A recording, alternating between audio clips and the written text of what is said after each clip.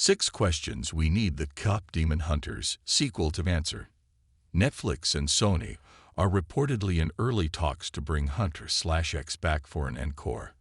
According to The Hollywood Reporter, Sony and Netflix are entering early talks about producing a sequel to KPop Demon Hunters.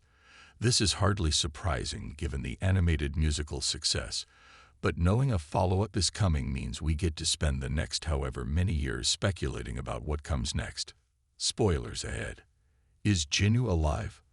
The question on just about everybody's mind is whether or not Jinu, the leader of the Saja Boys demon boy band, is gone for good. At the end of the first movie, Jinu sacrifices himself to save Roomie from Guema, the demon king. He uses his final words to tell Roomie that she gave him his soul back, and that he relinquished it to power her soul's word and help her defeat Guema for good. So is Jinu truly dead, or does he live inside his almost girlfriend's weapon? If it's the latter, I would not be surprised if a significant part of the next movie focuses on Roomie trying to find a way to set him free once more. Who is Roomie's father?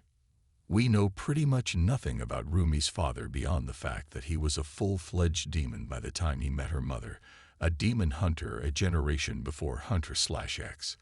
He hangs over the first movie as Roomie struggles with her human/demon identity, but Roomie never really asks about him, or seems to even know anything about dear old dad beyond his demon lineage. Some fans theorize Guema might be Roomie's peepaw, but he seems completely ignorant of her nature throughout the movie, and he only ever appears as a gaseous, fire-breathing monster who probably wasn't out in the human world making babies in that form.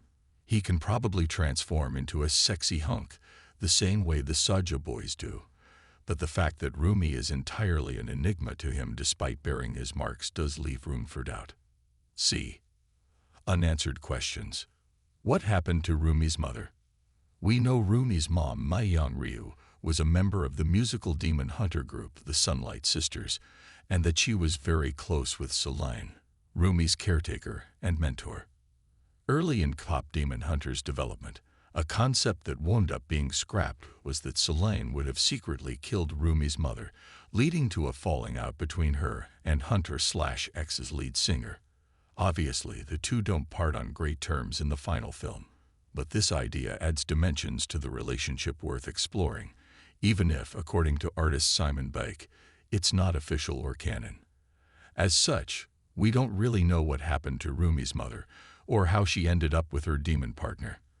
A Netflix press release says she died in childbirth, but the movie doesn't say or explore that. Given that Roomie's heritage is the source of many of the movie's unanswered questions, I fully expect KPop Demon Hunters' sequel to focus on her learning more about both her parents, especially now that she is more accepting of her demonic side. Who wouldn't want to know more about where you came from after you've sufficiently unlearned the self-hatred your surrogate mother gave you? Let's give the other girls some more spotlight. This isn't so much an unanswered question as it is a request. I am a Roomie stan above all else, but I will admit that Zoe and Mira, the other members of Huntr/X, deserve some more spotlight in the sequel. Roomie will likely still remain the main character of the story, as she stands at the center of the demon hunting world as a human/demon hybrid, but hopefully the others can actually have more than a supporting role. Let's flesh them out some more. Tell me about Mira's estranged family. How does Zoe feel as a young Korean-American woman growing up in Burbank and moving to Seoul later in life? There's a lot to dig into.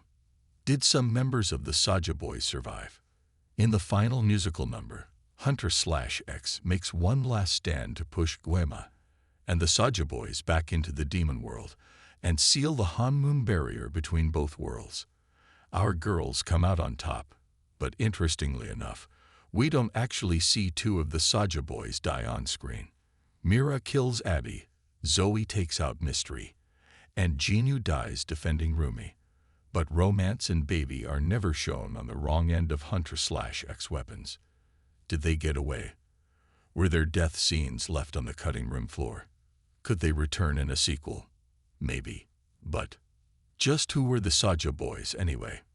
With the exception of Jinu, we know nothing about the individual Saja Boys.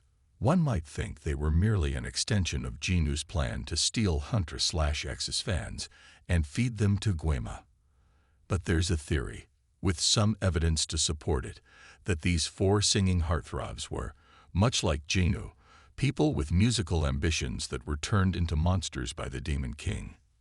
When Huntr/X visits Healer Hand's clinic early in the movie, the doctor has several pictures with KPop groups, and some of them resemble the Saja Boys.